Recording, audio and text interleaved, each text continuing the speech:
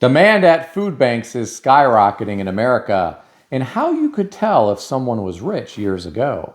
Today, I read an interesting article on zerohedge.com written by Tyler Durden, likely a pseudonym for writers at Zero Hedge, titled Demand at Food Banks Has Soared to Record Levels All Over the U.S. The author of this article indicates demand at food banks all over the country is higher than ever before, even though the media insists economic conditions are just fine. The author went on to say, the rising cost of living has been absolutely crushing households from coast to coast. The author also said, food banks are serving large numbers of people who have jobs but don't make enough to pay for all of the basics. The ranks of the working poor are growing very rapidly, which is creating an unprecedented crisis all over America. Here are my thoughts. My friends, this is very troubling. My heart goes out to these people who are struggling financially.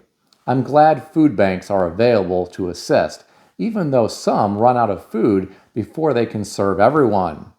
Here's what concerns me. We are hearing about this during a time when the stock market is near all-time highs, during a time when many cryptocurrencies are near all-time highs, and during a time when people are able to earn a decent amount of interest on their money from a CD, money market, or from U.S. Treasuries. This is also all happening during a time when unemployment is relatively low and during a time when people have a lot of home equity. Now, the author said, the number of working poor is growing very rapidly, and it is creating an unprecedented crisis all over America. Imagine how much worse this could get if we see a stock market correction, a big drop in cryptocurrencies, a drop in real estate values, or an increase in unemployment. Some working poor families right now are loaded up with debt and rely on incomes from 2 full-time jobs to cover all of the bills. Some have no emergency fund. They are in a dangerous financial situation. I'm afraid some younger couples who have never lived through a deep recession are ill prepared for what the future may hold. If things are so bad right now that they need to rely on food banks, what in the world are they going to do when unemployment becomes a reality? I always try to include links to the articles I discuss in the description beneath my videos. I encourage you to read this particular article. The information from multiple food banks around the country is very telling. I'll share some examples.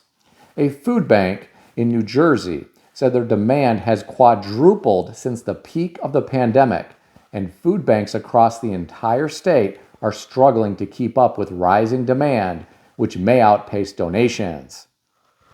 Now in St. Louis, some people had to wait in line 8 hours to get a free Thanksgiving meal. It is unfortunate that more wealthy people can't help these food banks, especially billionaires. If you have hundreds of billions of dollars, just a small percentage of the return on those investments could greatly benefit these food banks who are struggling to keep up with demand. In my opinion, this would just be a temporary fix. In this global economy, we aren't going back to how it was post-World War II, where jobs were plentiful and a man could earn enough to support an entire family so the wife could stay home with the children. We aren't going back to a world where companies offer lifetime pensions and free or nearly free health care for employees. I'm afraid there is little that can change what is currently in motion. I'm afraid many companies will continue to require employees to do more for less. I'm afraid more companies will push for more part-time employees to keep costs down. I also think we are going to see more people working multiple jobs just to survive. Note I said survive. I didn't say thrive. Those who are struggling to survive will likely not be in a position to save for retirement, so the working grind may continue until they pass away. I'm not the only one who thinks this way. The author of this article said, hunger in America is getting progressively worse. Poverty in America is getting progressively worse. Economic pain in America is getting progressively worse. The author presents an interesting question. What is our country going to look like once the party on Wall Street finally ends? I wonder the same thing. If we see a major correction or crash in equities, I worry about the collateral damage. Many believe the Fed will always be able to save the day, like they have in the past couple of decades. And maybe they're right. But what is going to happen if they try and it doesn't go as planned? I'll let you answer that question in the comment section below. I read another interesting article today. This article was on BuzzFeed.com, written by Megan Liscombe, titled, "Older Americans are sharing how they could tell someone was rich back in the day."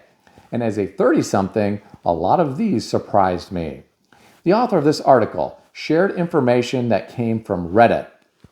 People were asked to share the signs that someone was well off in the 1950s, 60s, and 70s. Number one on the list was 2 cars in the driveway. I'm going to chime in about this one. Nowadays, you can drive through some subdivisions and you see 4 cars in the driveway and several more on the street because multiple households are living in one house because they can't afford to live on their own. You have the grandparents, the parents, the adult children, and the grandchildren all living in one house. Number 2 on the list was meat with dinner every night. I thought this was interesting. There was a study done that researched blue zones in the world with a high concentration of people living to be 100 years old and beyond. It was found that people in these areas didn't eat much meat. They ate more vegetables, fruit, beans, and grains. This is because many of these regions were poor and they couldn't afford much meat. I'm afraid Americans are going to struggle to afford meat moving forward. Number 3 on the list was a color television. Number 4 on the list was an extra living room for guests. I always thought some of these people got carried away with these formal living rooms. I have an aunt and uncle that bought expensive furniture in the 1960s, and then they had custom clear plastic covers made for all of it. You stuck to those plastic covers in the summertime. They never used that room. It was just for show, but they still had plastic on it. Number 5 on the list is a dishwasher. Number 6 on the list was braces for children. Number 7 on the list was having a lawn service. I think this one still holds true today. There are a lot of people who could never afford this luxury today. Number 8 on the list was a house with a tennis court out back. Well, I think this one still holds true today as well. Many people don't have a large enough lot for a tennis court. Even production-built homes that are $500,000 to $1 million only have a postage stamp lot these days. Number 9 on the list is air conditioning. When I grew up, our house didn't have air conditioning. I remember when the college dorms I lived in didn't have air conditioning either. Nowadays, people not only want air conditioning, they want it cranked down to frigid temperatures so they're happy. Number 10 on the list is an in-ground pool. Well, price one of these out nowadays. My brother-in-law priced one out recently, and it just included the pool and the concrete. The landscaping wasn't even included, and it was really expensive. Number 11 on the list was going on vacation somewhere other than visiting relatives. I thought this one was interesting. When I taught public school decades ago, the kids would always talk about their vacations. Some talked about going to a neighboring state, while more affluent kids talked about their trips to Europe. Number 12 on the list is a circular driveway.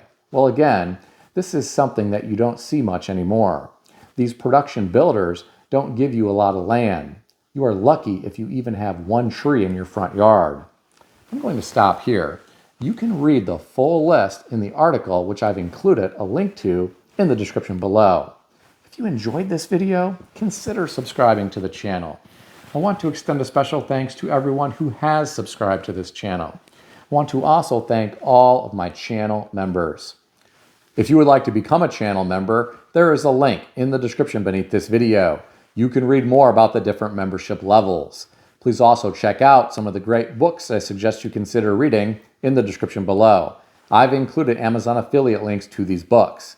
As an Amazon associate, I earn from qualifying purchases. Stay healthy and wealthy. I'll see everyone in the next video.